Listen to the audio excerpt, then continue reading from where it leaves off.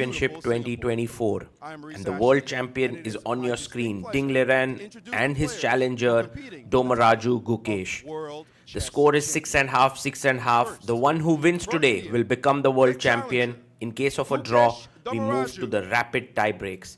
Ding Liren opens the game with knight to f3, a very super solid choice and one that Gukesh would have expected perhaps, but not so sure how deeply he would have prepared. He goes d5, g3. Wow, the Reti opening is what Ding goes for. It has all the flexibility in the world because you haven't touched your c pawn nor your d pawns, so you can place it the way you want it.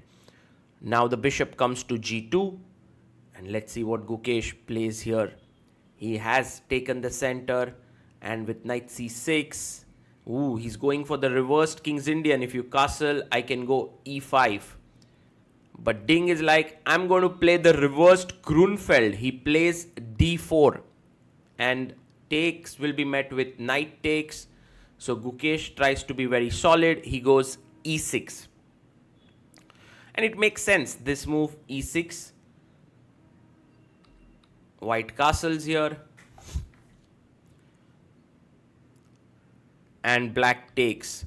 The reason why this move is good is because black is already a tempo down when you consider it as the Grunfeld defense with reversed colors. So rather than being over ambitious here, Gukesh is trying to be solid with this structure, but Ding is going to strike at some point with c4, knight g e7 played. The idea is to take, queen takes, and the knight comes to c6. That's the plan. He goes pawn to c4. The pawn is pushed forward. And now Gukesh takes, knight takes d4. Queen takes on d4. And the knight jumps in to c6. Gukesh swivels his knight there. Knight is attacking the queen. The queen has to move, but where exactly? It can go to f4, e3, d2, d1. He goes to d1, and now Gukesh must push his pawn forward. And he does it. Pawn to d4. This is a very strong pawn. But if you look at the development, black is lagging behind. His king is in the center. The bishop is not yet developed. The rook is here. He plays bishop to c5.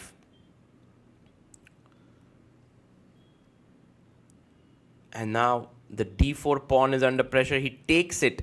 Pawn takes d4.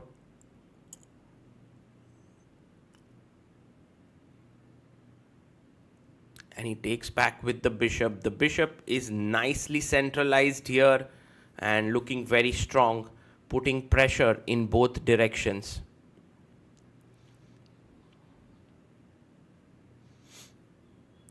The knight comes out to c3. And now taking here is not a good idea because after takes, the rook gets an open file, the bishop gets this important diagonal. So Gukesh calmly castles it out and tells Ding, what is your plan? And Ding does jump to b5. Now e5 would be a nice move here and a very strong one because if you take, I take back with the pawn. Looks pretty good here. But Gukesh comes back to b6. And now white can actually start to press a bit with queen e2. Let's suppose e5, rook d1, queen f6, and bishop e3. And this position is very pleasant for white.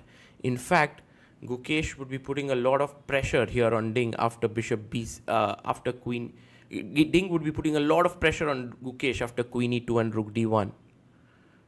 Well, right now we see Gukesh getting up from the chair, Ding coming back in, and now playing his pawn to b3. Maybe not the most accurate. Well, he wants to maybe get his bishop out to a3.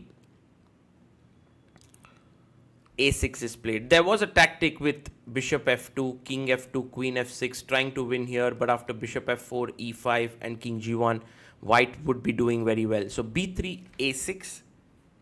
The knight comes back to c3. And now Gukesh What is his move going to be? He goes bishop d4, attacking the knight on c3. Queen comes to c2. Oh, he goes bishop b2. He doesn't play his queen here. He goes bishop b2, defense here. And e5. Gukesh has now centralized his bishop, but in that process, he is giving up the d5 square here. Bishop to e6.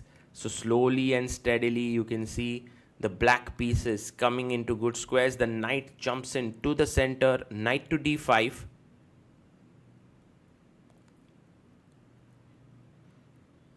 And now, this is hanging. But he goes b5. What a move this is by Gukesh. b5 is an amazing move. So you could have played even a little bit calmly. You could have taken here.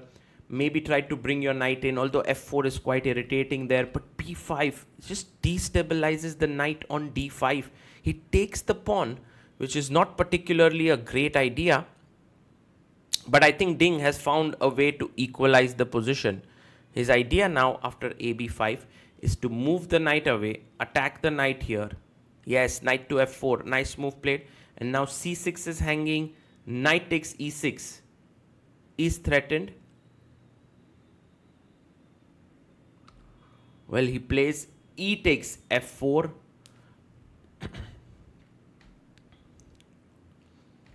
And now let's see how bishop takes c6, attacking the rook. And Gukesh takes on b2. We are having mass exchanges here in the position. So it is slowly and steadily heading towards a draw. And tie breaks look very likely. Rook comes to b8. And the plan now is to play your queen up here. There's one small thing which I feel that black has in this position, which is that after, let's say, take, black is going to push the pawn to b4 and clamp two of the white pawns. Bishop f3, he moves back. Maybe bishop d5 was much more prudent, trying to trade more pieces. But bishop f3, Gukesh takes on g3. H takes g3.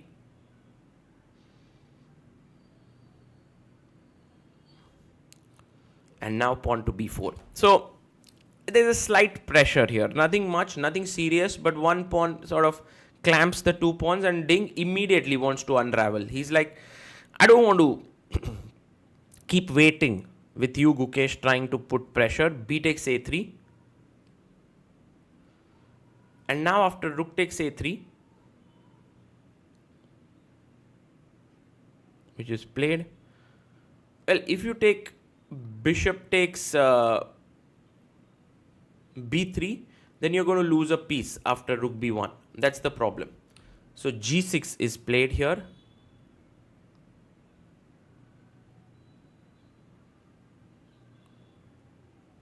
And the queen comes up to d4. So Ding is like super keen to even trade off the queens, even if it means giving up a pawn. Pawn comes up to b4 and Gukesh finally says, okay, thank you for the pawn, I'm taking it. Takes. And logically this is a good decision because you are essentially a pawn down, but it's 3 versus 2 and you now trade another pair of rooks. You soon, if you get off the bishops as well, then it's a draw. The rook endgame, so let's say rook takes rook. Bishop takes, and now imagine that I play king g7, you go here, I take, this is a dead draw. There's nothing here. So Gukesh has to avoid the trade of bishops. And he goes g5. Have a look at the clock. We are on move 32. Gukesh has 53 minutes. Ding has 22 minutes on the clock. So time pressure is not really a big problem. He goes bishop d5, offering a trade of bishops. And Gukesh stays there. He plays bishop f5 because he knows he wants to continue fighting. And this is the thing about Gukesh, that no matter what the position, he has made Ding fight for every half a point. But here doesn't seem very likely that he'll be able to convert. He plays his king to g7, and in fact the tie breaks will really be very interesting, because everyone has predicted that Ding is slight favorite when it comes to tie break. He has a much higher rapid rating. Rook to c4 offering a trade. Once again, if you trade the rooks, the bishop endgame is a dead draw. There is nothing much to play for here. So Gukesh would love to keep both the pieces here. And he goes rook b1 check.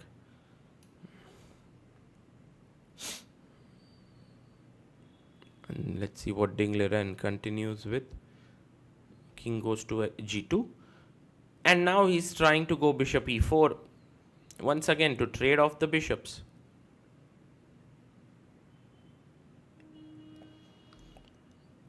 Rook e1.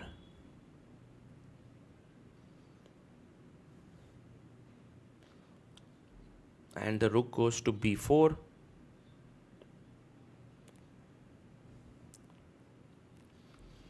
h5 has been played here with the idea maybe at some point to go h4, but I think what Gukesh is aiming for is g4, f5, king h6, king g5 and h4.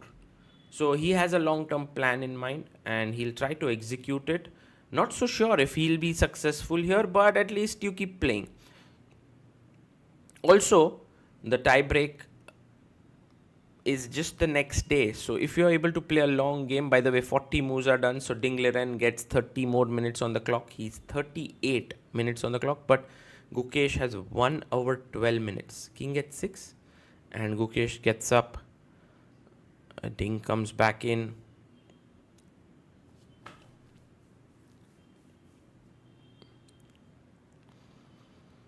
And he comes and puts his king back on g1.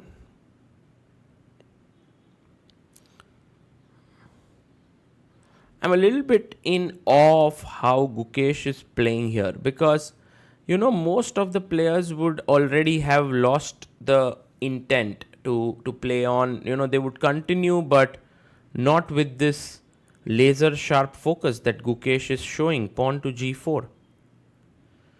I think this would be one of the strategies of Gukesh before the World Championship match, that let's fight till the bitter end in every single game. And that's the commitment that he's showing even now when the draw is in sight. But I think having an extra pawn means that you can continue. Like bishop b7 played.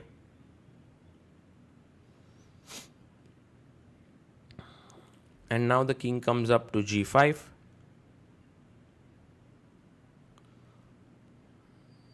So this plan which we were talking about of f5 coming in, f3 has been played. And that's a good move by Ding actually.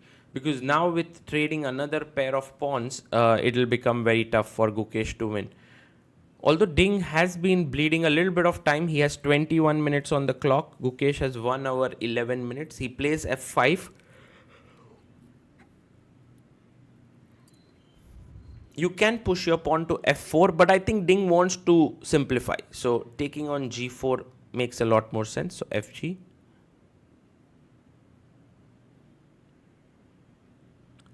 He takes back at g4.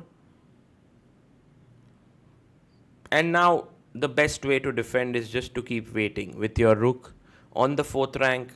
So f4 is very difficult to achieve. The bishop can keep moving back and forth on this diagonal. Bishop f7 played. The king comes up to f2.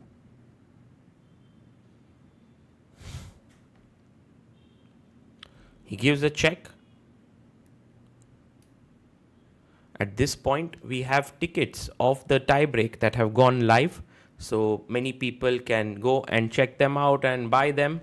And I think in 7 minutes, we have sold almost all the tickets, because the tie breaks very likely king goes back to f6. Rook check.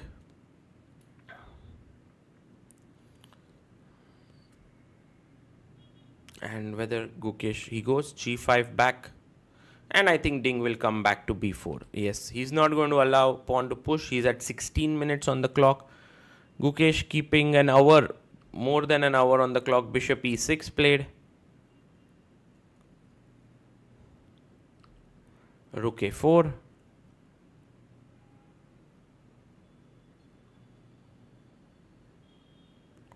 And now rook b2. Attacking the bishop here. Well, if you move your bishop here to c6, that would be nice. But bishop a8, also a nice move. Just putting the bishop in the corner of the board. The only thing is the bishop now can move only on this diagonal, king f6. Not that it matters much. Rook f4 played by Ding. Another good move. And let's see what Gukesh plays here. He goes king e5. Ding takes a sip of water. 9 minutes on the clock for the remaining game. Gukesh has 1 hour 7 minutes.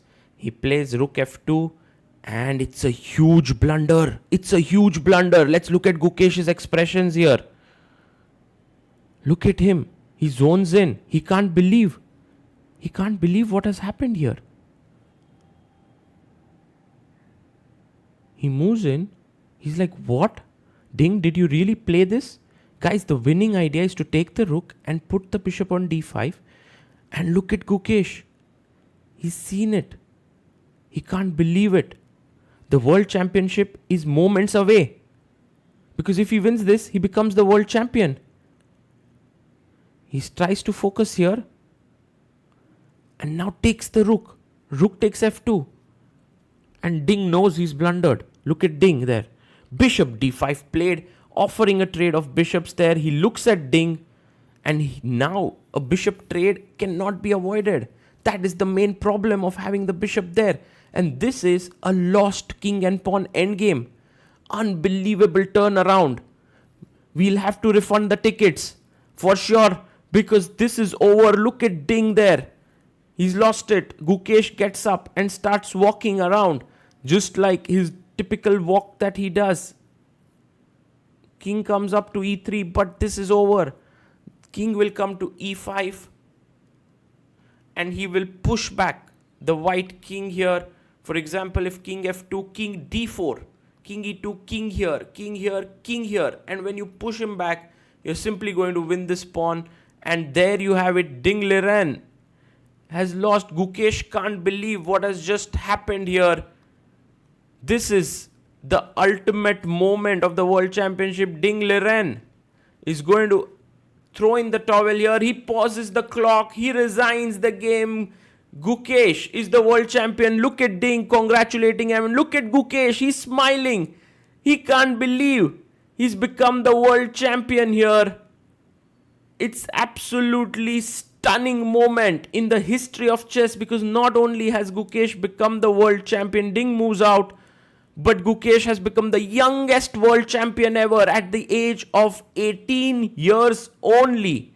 And he looks up at God